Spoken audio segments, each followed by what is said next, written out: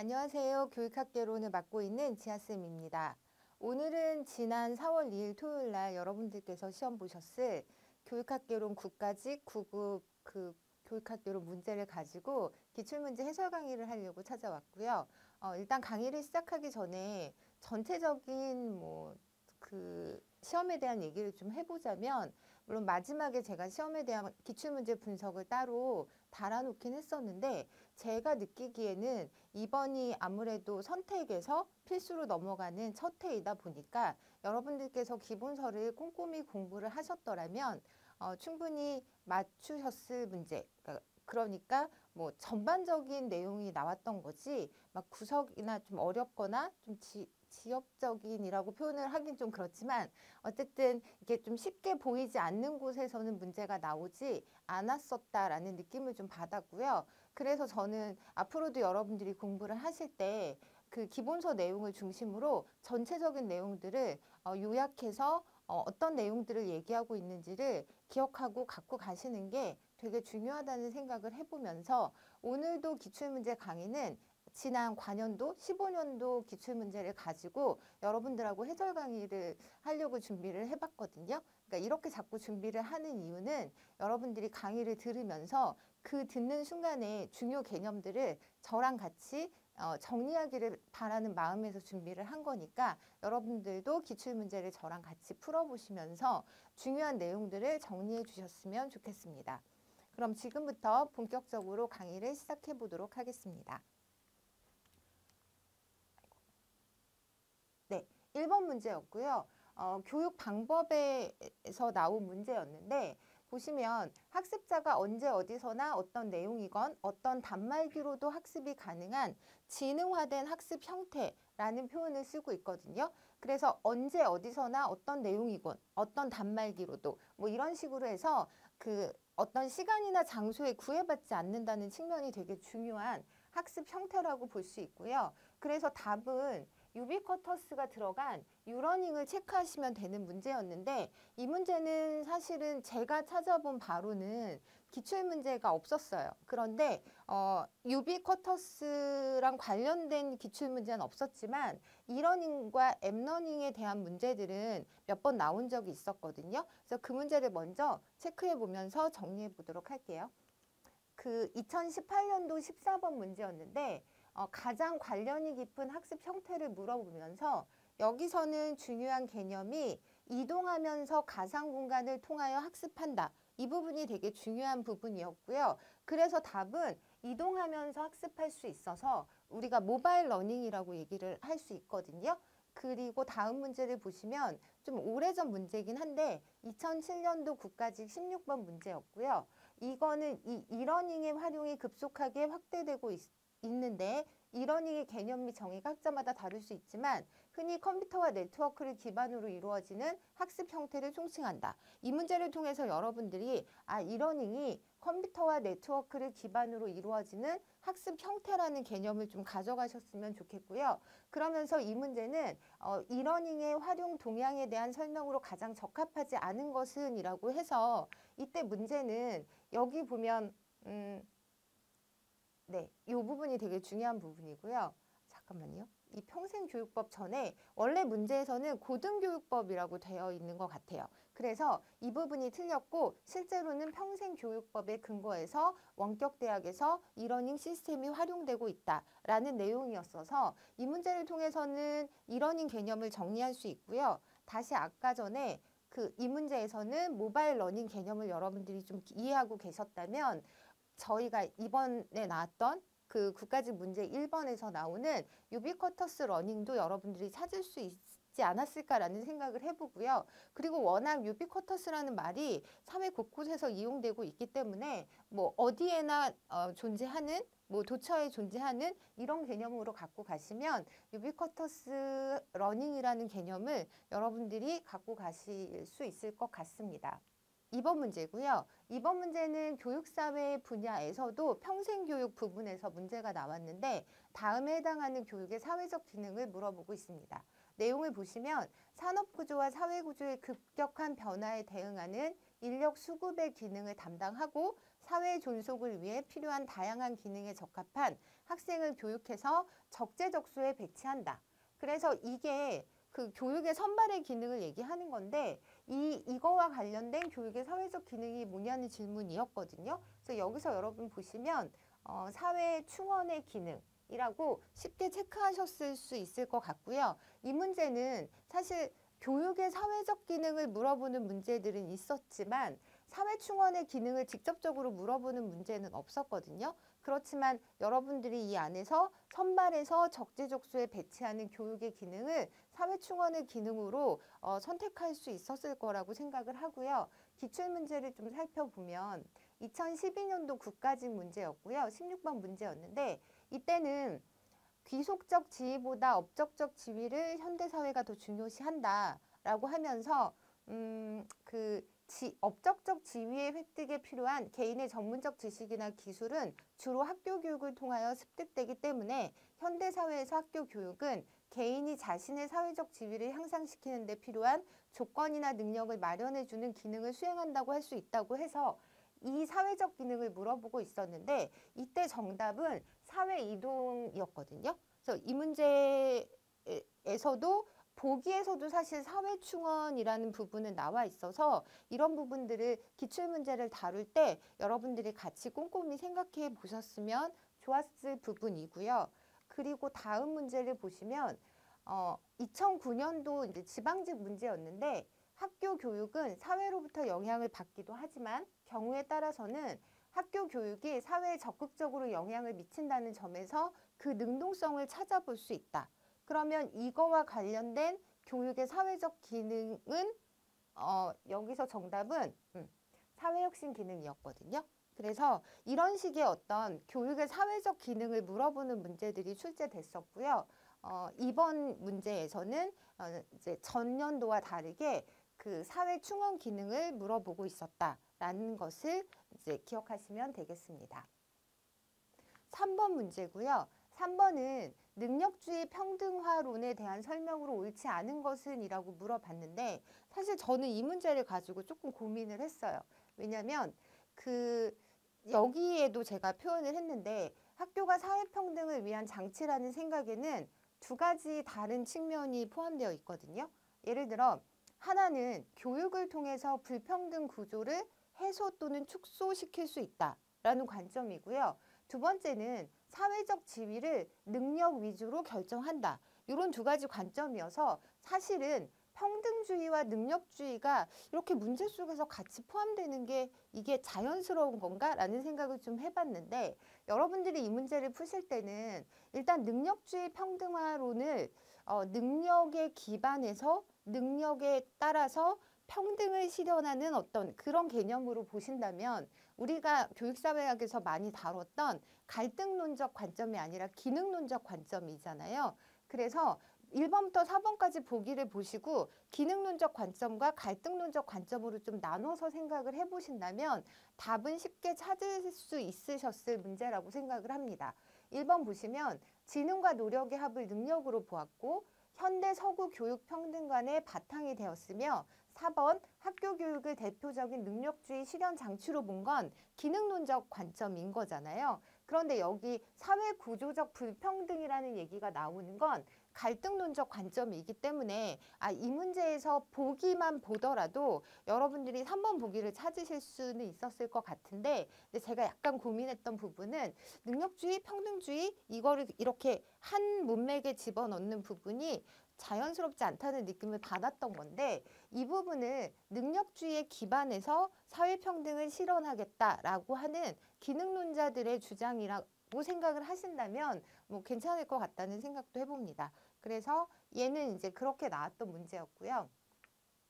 4번 문제는 사실 3번 문제 같은 경우는 기출문제가 딱 떨어지는 문제는 없었어요. 그런데 우리가 워낙 제가 또 지난번에 그 교육사회 관련해서 기출뽀개기라는 강좌를 통해서도 한번 교육사회 부분을 정리를 해드렸었는데 그때도 보시면 구조기능론하고 갈등론을 구분해서 여러분들이 이제 생각하시는 게 문제를 푸는데 되게 도움이 됐다라는 거를 그때도 말씀을 드렸거든요. 그래서 그런 관점으로 접근하시면 앞에 문제는 네, 그렇게 해결하실 수 있을 거라고 생각을 하고요. 4번 문제로 넘어갈게요.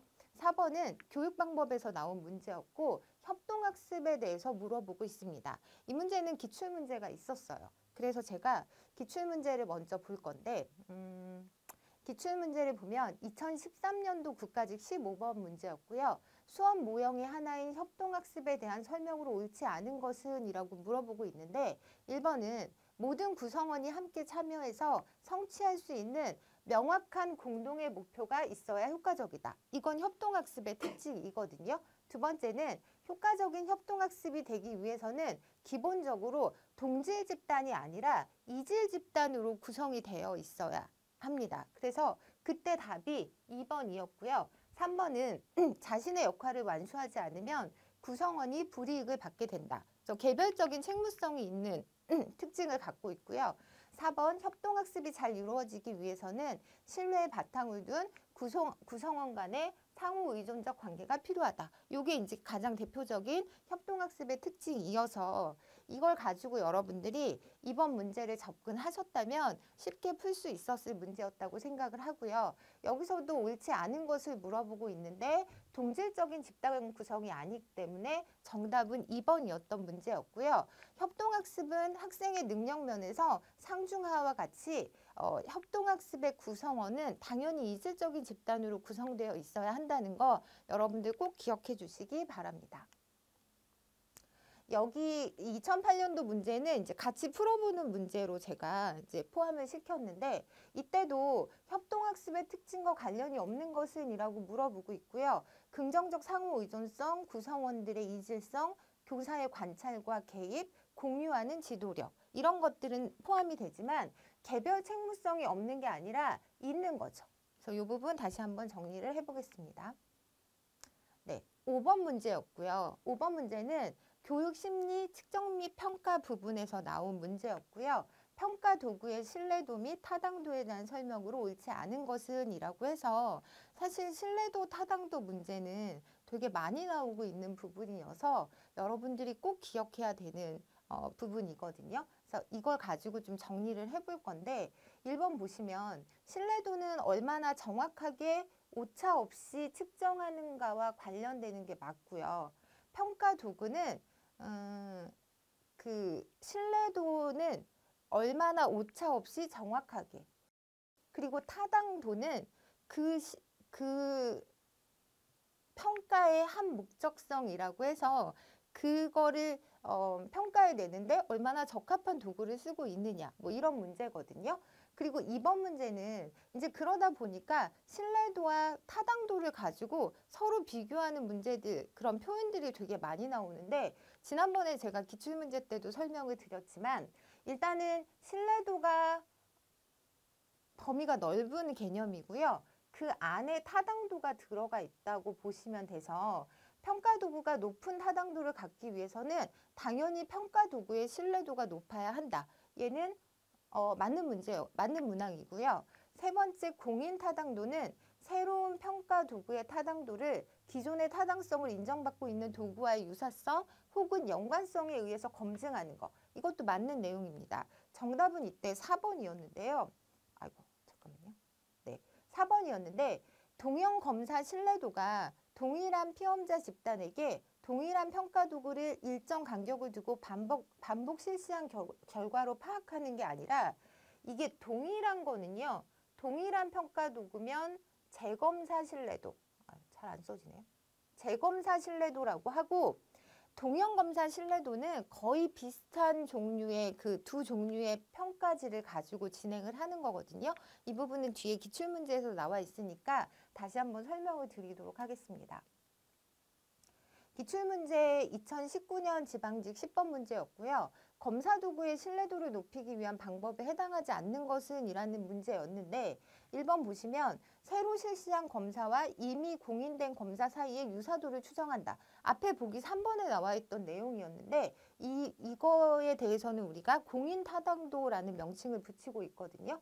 그래서 얘는 신뢰도랑 관련이 없는 문제여서 그때는 1번이 정답이었어요. 2번을 보시면 실시한 하나의 검사를 두 부분으로 나누어 각 부분 측정간의 유사도를 추정하는 건 두 부분으로 반으로 나누는 거기 때문에 반분 신뢰도라고 생각하시면 되고요. 동일한 집단에게 동일한 검사를 일정한 간격을 두고 반복 실시하는 거. 그래서 두 검사 간의 일관성 속도를 추정하는 건 재검사 신뢰도라고 생각하시면 되고 아까 4번에서 나왔던 부분이 이제 여기랑 관련된 거거든요. 보기 4번. 4번은 동일한 집단에게 검사의 특성이 거의 같은 두 개의 검사를 실시해서 두 점수 간의 유사성 정도를 추정하는 건 동형검사 신뢰도라고 할 수 있습니다. 그래서 여러분들이 이 문제를 통해서 재검사 신뢰도와 동형검사 신뢰도 요걸 좀 정리하셨으면 좋겠고요. 다음 문제로 넘어가도록 하겠습니다. 제가 신뢰도 타당도 문제는 일부러 좀 많이 가져왔어요. 가져와서 여러분들이 계속 반복적으로 문제를 보시면서 개념을 좀 이제 굳혀 나가시기를 바라는 마음에서 준비를 했고요. 2011년도 경북 지방직 문제였는데 새로 제작한 검사의 타당성을 이미 검증된 검사와 관련 지역 검증한다. 요거 앞에 나왔던 보기에 있었던 문항이죠. 그래서 구인 타당도 죄송해요. 공인 타당도 라고 생각하시면 되고요. 두 번째 내용을 좀 보면 실시 과정이 매우 복잡하고 비용이 많이 드는 기존의 검사를 간편하고 효율적인 새로운 검사로 대체할 수 있는지를 알아보는 경우에 해당하는 타당도입니다. 그래서 그 복잡하고 비용이 많이 드는 기존의 검사 대신에 새로 제작한 검사의 타당성이 입증이 된다면 그 검사를 써도 되는 거잖아요. 이제 그 과정에서 생겨난 그 방식이 공인 타당도라고 표현할 수 있는 이 부분이라는 걸 기억하시면 될 것 같습니다. 2007년도 문제였고요. 새로 제작된 평가 도구가 기존의 평가 도구와 얼마나 관련성이 있는가를 알아보는 타당도는 여러분들 계속 반복하고 있으니까 공인 타당도 찾으실 수 있을 거라고 생각하고요. 다음번 문제는 검사 도구의 타당도에 대한 설명으로 옳은 설명을 보기에서 고른 것은 이라고 되어 있고요. 기억을 보시면 검사 점수가 사용 목적에 얼마나 부합하는가를 의미한다. 이게 타당도죠. 그리고 검사 대상을 얼마나 정확하게 오차 없이 이거는 타당도가 아니라 신뢰도. 디귿은 동일한 검사에 대한 채점자들 간 채점 결과의 일치 정도를 의미한다. 얘는 채점자들 간 채점 결과 일치도 그래서 검사자들 간의 일치도, 검사자의 신뢰도라고 해서 제가 객관도라고 할 수 있고요. 리을은 측정하고자 하는 특성을 검사 점수가 얼마나 잘 나타내주는지를 의미하는 건 타당도. 그래서 이때 답이 2번이었던 문제였습니다. 2010년도 문제였고요. 마찬가지로 검사 도구의 신뢰도와 타당도에 대한 설명으로 옳지 않은 것을 물어보고 있는데 1번 보시면 검사 도구의 신뢰도가 높으면 항상 타당도는 높다라고 해서 아까 전에 제가 신뢰도가 더 넓은 범위고 그 안에 타당도가 들어가 있다. 그러면서 지난번에 제가 어떤 표현을 썼었냐면 결혼을 앞두고 있을 때 그 신랑 남편감으로서의 타당도가 이제 믿을 수 있는지 없는지와의 문제와 제가 관련해서 설명을 드렸던 적이 있는데 제가 모든 남자를 믿을 수 있다고 해서 그 남자랑 결혼을 할 수 없는 거잖아요. 그런데 제가 결혼을 하겠다고 맘먹은 이 결혼 상대자로서 타당한 이 남자는 당연히 믿을 수도 있어야 되는 거잖아요. 그래서 그 개념을 생각하셔서 믿을 수 있다고 결혼할 수 있는 건 아니잖아요. 그래서 이 부분은 옳지 않은 게 이거. 대신 반대로 타당도가 높아서 결혼 대상자로서 되게 적합하다면 그 사람의 신뢰도는 당연히 높은 거겠죠. 그래서 이런 식으로 여러분들이 정리를 좀 해주셔도 될 것 같아요. 2번은 신뢰도는 검사 도구의 일관성 또는 정확성을 의미한다. 오차 없이 정확하게. 그래서 2번은 맞는 내용이고요. 검사 도구의 내용이 구체적이고 좁은 범위의 내용이면 신뢰도가 높고요. 그리고 검사 문항이 많은 검사 도구가 문항수가 적은 검사보다 당연히 믿을 수 있을 거라고 생각할 수 있잖아요. 그러니까 이것도 맞는 내용이고요. 5번은 타당도는 검사 도구가 본래 측정하고자 하던 것을 정확히 측정하고 있는 정도를 의미한다. 그래서 사실 이 문제는 1번만 정확히 개념을 여러분들이 알고 계셨으면 나머지 보기를 보지 않아도 체크할 수 있었던 문제였다고 생각합니다. 다음번 문제는 최근 문제 있고요. 2020년도 지방직 8번이었는데 검사도구의 양호도에 대한 설명으로 옳은 것은 이라고 해서 얘도 답은 금방 나왔었어요. 실용도는 시간, 비용, 노력 측면에서 검사가 얼마나 경제적인지를 나타낸다. 이게 정답이었고요. 나머지는 좀 틀린 내용이었는데 이건 제가 간단히 이제 체크하고 넘어가도록 하겠습니다. 2번 같은 경우는 문학 내적 합치도의 일종에 해당되는 개수고요. 3번 객관도는 신뢰도보다 타당도에 가까운 개념이라고 했는데 이 객관도가 검사자의 신뢰도라는 표현을 쓸 수 있거든요. 그래서 객관도는 신뢰도에 포함되는 개념이라고 생각하시면 되고요. 4번 같은 문제, 높은 신뢰도. 그러니까 내가 저 사람을 믿을 수 있다고 해서 그 사람하고 결혼할 수 없는 것처럼 높은 신뢰도가 높은 타당도를 담보해 주는 건 아니거든요. 그래서 이럴 때는 충분 조건이라는 표현을 쓰지 않고 필요 조건이라고는 표현할 수 있을 것 같습니다. 근데 이게 이렇게 바뀌어 있으면 그때는 충분 조건이라는 표현을 쓰셔도 되죠. 그러니까 높은 타당도는 높은 신뢰도가 되기 위한 충분 조건인 거죠. 대신 이렇게 반대로 나타났을 때는 해당되지 않는다고 생각하시면 될 것 같습니다. 2007년도 문제고요. 한 개의 평가도구가 좋은 검사도구 또는 좋은 평가도구가 되기 위해서는 타당도, 신뢰도, 객관도와 같은 기준을 충족시켜야 한다. 그래서 옳지 않은 것을 물어보고 있는데 1번 보시면 타당도란 한 개의 검사도구가 측정하려고 의도하는 것을 어느 정도로 충실히 측정하고 있는가를 의미하는 것이다. 이거 맞는 내용이죠. 신뢰도란 측정하고자 하는 속성을 얼마나 오차없이 정확하게, 이건 신뢰도 개념이 맞고요. 그 다음에 3번 보시면 신뢰도가 높더라도 당연히 타당도는 낮을 수 있죠. 제가 신뢰도가 바깥 개념이고 그 안에 타당도가 있다고 했으니까 신뢰도가 높아도 타당도는 낮을 수 있는 거죠. 4번 보시면 객관도란 평가 대상자의 신뢰도가 아니라 평가하는 사람의 신뢰도, 그러니까 그 검사자의 신뢰도인 거죠. 그러니까 검사자가 여러 명이 하더라도 같은 믿을 만한 결과가 나오는 경우. 그래서 답은 이때 4번이었습니다. 6번 문제고요. 다음과 가장 관계가 깊은 학습 이론. 그러니까 교육심리 안에서 나온 출제된 문제였고요.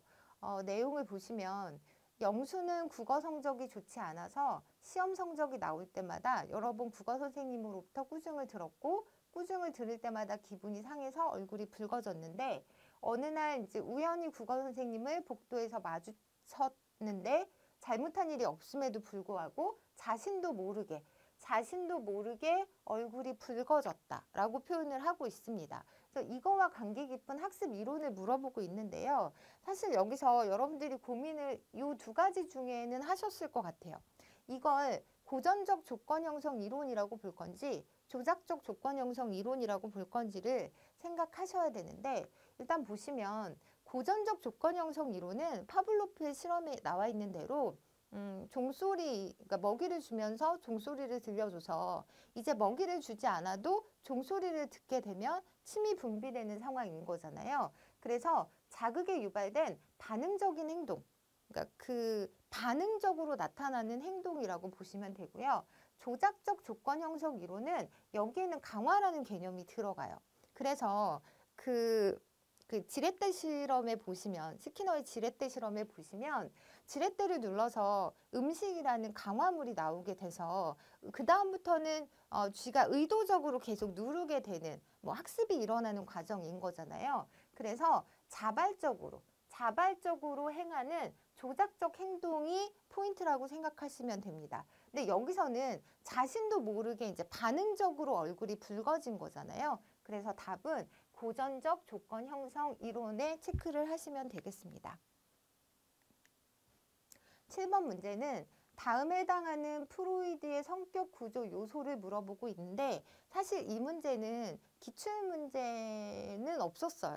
기출문제가 없었지만 전체적인 기본 개념들을 여러분들이 잘 갖고 가셨다면 특별히 어렵지는 않았던 되게 기본 개념에 대한 문제였죠. 그래서 보시면 도덕적 원리를 추구하고 부모나 양육자로부터 영향을 많이 받고 양심과 자아 이상이라는 두 가지 하위 체계로 구성되는 건 초자에 해당되는 거죠.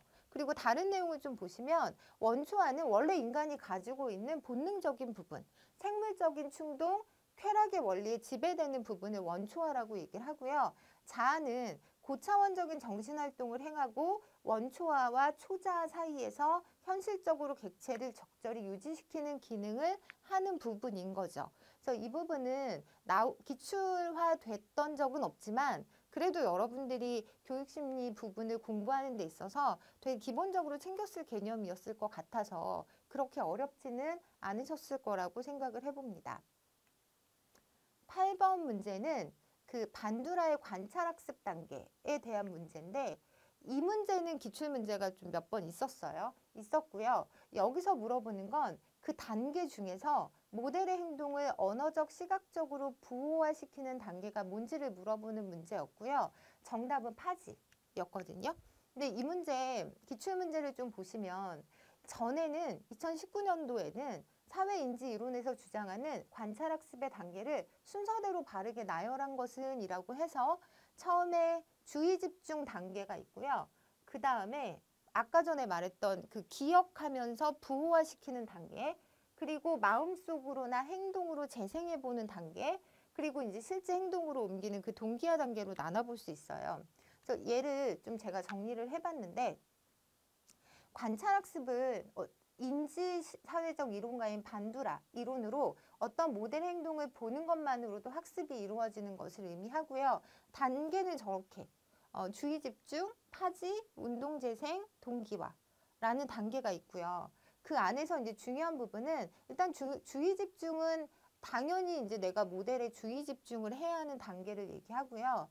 지금 문제에서 나왔던 파지 단계는 관찰에서 얻은 정보가 유용하게 사용되기 위해서는 파지가 이루어져야 하는데 파지는 기억의 한 형태로 관찰한 것을 인지구조 속에 그대로 보관하는 과정입니다. 근데 여기서 그 보관되는 방식은 심상적 및 어문적 방법의 상징적 기호로 이제 저장이 된다는 거. 그래서 아까 그 부호어라는 부분하고 연결지어서 생각해 보시면 될 것 같고요. 운동재생 단계는 기억한 것을 마음속에 또는 행동으로 재생산해 보는 거고요. 동기화 단계는 주의를 기울여 관찰하고 기억하고 재생산해 본 행동을 실제로 할 것인지는 동기화 과정에 달려 있습니다. 자신이 관찰한 것을 그대로 따라할 수 있다고 느낄 때 자아효능감이 생길 때 그 행동을 실천하고 싶어 한다. 그래서 이 동기화랑 자아효능감이 밀접하게 연관되어 있는 부분까지 여러분들이 정리해 놓으시면 좋을 것 같습니다. 9번 문제고요. 성장 참조 평가에 대한 설명으로 옳은 것만을 모두 고르면 이라고 했는데 이 문제가 뭐 성장 참조 평가에 관한 문제가 직접적으로 있었던 건 아니었지만 그래도 기출 문제에서 뭐 여러 가지 평가 뭐 준거지향 평가, 규준지향 평가 등의 이런 평가에 관련된 문제들은 되게 많았기 때문에 기출문제 정리할 때 다 여러분들이 한 번씩 정리하셨을 거라고 생각을 하고요. 일단은 여기 답을 보시면 옳은 것만을 모두 고르는 건데 교육과정을 통해서 학생이 얼마나 성장하였는지 당연히 이거에 관심을 두고요. 그리고 학업 증진의 기회를 부여하고 평가의 개별화를 강조합니다. 그러니까 그 학생의 포커스를 맞춰서 얼마나 성장했는지를 체크하는 거기 때문에 이것도 맞는 내용이고요. 그 다음에 그 사전 측정치와 현재 측정치의 상관이 높을수록 타당한 결과를 얻을 수 있다라고 했는데 이게 뭐냐면 사전에 측정한 그 수치와 예를 들어 뭐 그게 한 60점이라고 하고 이후 현재가 90점이라고 할 때 이 안에서 되게 많은 성장을 이루어냈구나라고 이제 짐작해 볼 수 있는 거잖아요. 그런데 상관이 높다라고 하는 건 뭐 60점에서 61점 뭐 이런 상태거든요. 그럼 이거는 큰 변화가 없을 때 우리는 점수 차가 안 나기 때문에 상관이 높다라고 표현하는 거라서 이거는 타당한 결과를 얻을 수 있는 게 아닌 거죠. 그래서 디귿은 틀린 내용이고요. 리을번은 대학 진학이나 자격증 취득을 위한 행정적 기능이 강조되는 고부당 검사에 적합하다라고 했는데 보시면 이 고부당 검사라고 하는 건 그 평가 결과에 대한 공정성 문제가 제기될 수밖에 없는 시험들이거든요. 그러다 보니까 이런 시험에는 성장참조평가를 적용하는 것이 무리가 있다고 보기 때문에 리을도 틀린 내용이라고 보시면 답은 1번이었던 문제였습니다. 기출문제 보시면 그 성장참조평가를 가리키는 문제가 있었네요. 보면 여기 보시면 학습 목표를 그 설정해 놓고 이 목표에 비추어 학습자 개개인의 학업 성취 정도를 따지는 것이다 라고 해서 목표를 설정해 놓고 라고 했으니까 준거 참조 평가, 그리고 제가 이 제2자를 절대평가의 그 제2랑 같은 거라고 생각하라고 말씀을 드렸잖아요. 그래서 절대평가, 준거 참조 평가라고 생각을 하시면 되고요. 나는 최종 성취 수준 그 자체보다 사전 능력 수준하고요. 평가 시점에 측정된 능력 수준 간의 차이에 관심을 두는 평가로 개별화 교육을 촉진할 수 있다. 이거 지금 저희가 했던 성장참조 평가에 해당돼서 이건 답이 1번이었던 문제였습니다. 10번 문제고요. 교육과정 유형에 대한 설명으로 옳지 않은 것은 이라고 해서 여러분들이 전체 교육과정 내용을 각각의 그 교육과정들이 어떤 특징을 갖고 있는지 정도는 기억하고 계셔야 되고요. 또 당연히 그럴 거라고 생각해서 이 문제가 크게 어렵지는 않았을 거라고 생각은 합니다. 그러니까 똑같은 문제가 있었던 건 아니지만 교육과정의 그 세부 영역들에 대한 문제는 되게 많았었거든요. 그래서 지금부터 한번 살펴보기로 할 건데 이 문제는 1번 경험 중심 교육과정은 아동의 성장과 발달에 목적을 두는 거. 이건 맞는 거죠. 그래서 1번은 맞는 거였고요. 2번 교과 중심 교육과정은 교사 중심의 설명식 교수법을 요구하는 경우가 많습니다. 3번 학문 중심 교육과정은 전통적으로 내려오는 가치와 문화의 전수를 교육과정의 핵심으로 본다. 이게 틀린 내용이었고요. 학문 중심 교육과정 뒤에서 나올 거지만 그 지식의 구조를 되게 중시해서 핵심적인 아이디어를 중심으로 발견학습 쪽으로 넘어가는 형태이기 때문에 여기서 다루고 있는 내용하고 맞지 않는 거고요. 4번 인간 중심 교육과정은 개인적 의미의 중요성을 강조하고 전인적 발달을 추구함으로써 학습자의 자아 실현을 돕는 교육과정이라고 보시면 됩니다. 그래서 여기 정답은 3번이었고요. 기출문제 한번 보시면 2016년도 국가직 문제였는데 다음에 해당하는 교육과정 관점은 이라고 해서 학생 중심의 수업을 강조한다 라고 얘기를 했고요. 그 다음에 사전에 계획되는 것이 아니라 교육의 과정에서 생성되는 것으로 본다고 해서 경험 중심 교육과정이라고 선택하시면 되는 문제였습니다. 얘도 경험 중심 교육과정을 물어보고 있는데 사전에 계획된 조직적이고 계통적인 수업을 선호한다. 계획된 수업이 아니었잖아요. 그리고 2번은 학문의 핵심적인 아이디어 또는 기본 원리 및 개념을 중시한다. 얘는 우리가 이제 뒤에 더 알아보긴 할 건데 학문 중심 교육과정이라고 보시면 되고요. 문화유산 가운데 영구적이고 객관적인 사실, 개념, 법칙을 강조한다. 이것도 경험 중심 교육과정에 대한 얘기는 아니어서 이때 답은 학생 흥미 위주의 수업을 지향하는 4번이었던 문제였습니다. 20년도 지방직 문제였고요. 이때 이제 학문 중심 교육과정 문제가 나왔는데 브루너의 교수 이론에 대한 설명으로 옳지 않은 것은 이라고 해서 어떤 교과든지 지적으로 올바른 형식으로 표현하면 어떤 발달 단계에 있는 아동에게도 효과적으로 가르칠 수 있다. 라고 해서 이 지적으로 올바른 형식이 3번에서 나오긴 해요. 이제 그때 다시 말씀을 드릴 건데 2번 먼저 볼게요. 2번은 학습자의 발달 단계에 맞게 학습 내용을 구조화하고 조직함으로써 학습자가 교과 내용을 잘 이해할 수 있다. 라고 해서 지금 1번, 2번은 다 맞는 내용이고요. 이게 문제가 정답이 3번이었는데 3번이 뭐가 틀렸냐면 지식의 표상 양식은 영상적 표상으로부터 작동적 표상으로 가는 게 아니라 일단 얘가 먼저고요. 행동을 먼저 보여주고 그 다음 단계 아이가 크면서 그 다음엔 영상을 보여주고요. 이 마지막이 12세 이상이 상징적 표상의 순서로 발달해 나가기 때문에 이 단계에 맞춰서 학습 내용을 구조화시켜서 아동에게 학습을 시켜야 된다라는 내용이 그 학문 중심 교육과정이어서 일단 3번은 틀린 내용이었고요. 4번은 한번 볼게요. 지식의 구조를 이해하게 되면 학습자 스스로가 사고를 진행할 수 있으며 최소한의 지식으로 많은 것을 알 수 있다. 이 지식의 구조를 이해하는 거, 이걸 중시하는 게 학문 중심 교육과정이라고 보시면 됩니다. 문제가 또 있는데요. 2019년도 지방직 문제였고요. 브루너의 지식의 구조에 대한 설명으로 옳지 않은 것은? 이라고 물어보고 있고, 여기서는 한눈에 봐도 답이 보이시죠?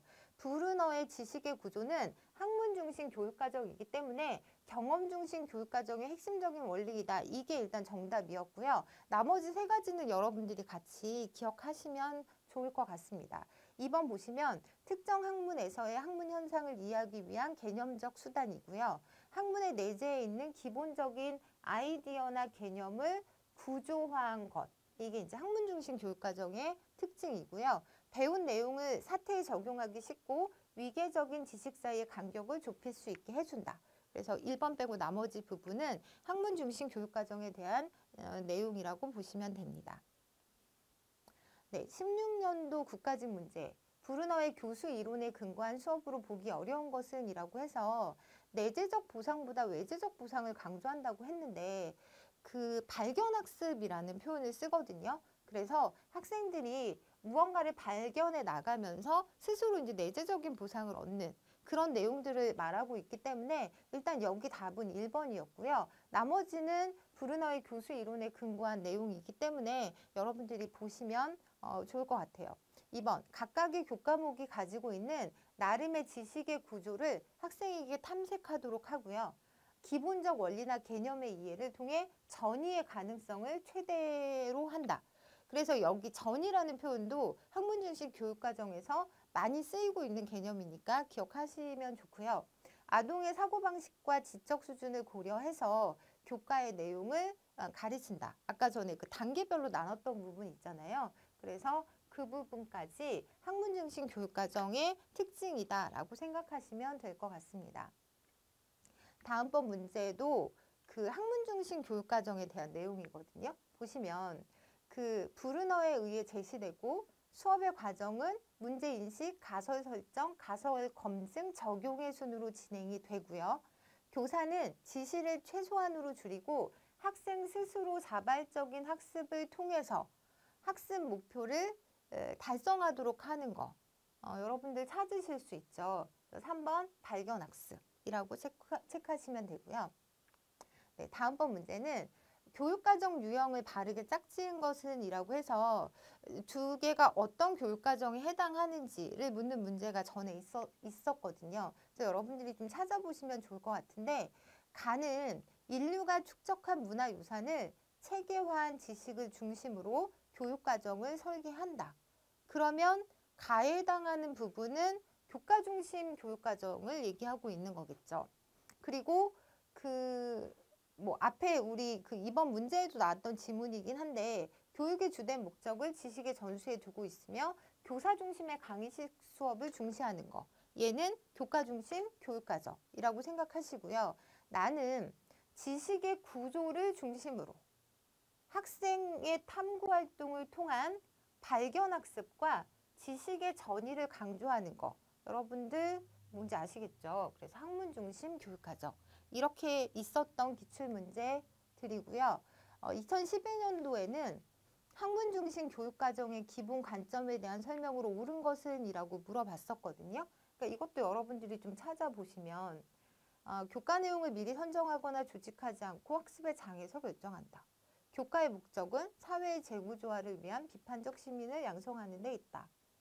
3번, 핵심적인 아이디어 또는 기본적인 원리 및 개념을 중시한다. 이게 지식의 구조인 거잖아요. 그래서 일단 답은 3번이었고요. 나머지 부분은 해당되는 내용이 아니었습니다. 2019년도 지방직 문제. 교육과정 이론에 대한 설명으로 옳지 않은 것은? 이라고 물어봤고요. 옳지 않은 것을 고르셔야 되는데 한번 좀 보세요. 답이 이 문제는 일단 1번 같은 경우는 학문 중심 교육과정은 나선형 교육과정의 원리를 채택하는 게 맞아요. 그래서 요거는 기억하시고요. 그리고 2번 인간 중심 교육과정은 정의적 특성의 발달보다는 지적 능력의 성취를 강조하는 게 아니라 정의적 특성의 발달을 강조하겠죠. 전인적인 교육을 추구하다 보니까. 그래서 이 문제는 답이 2번이었고요.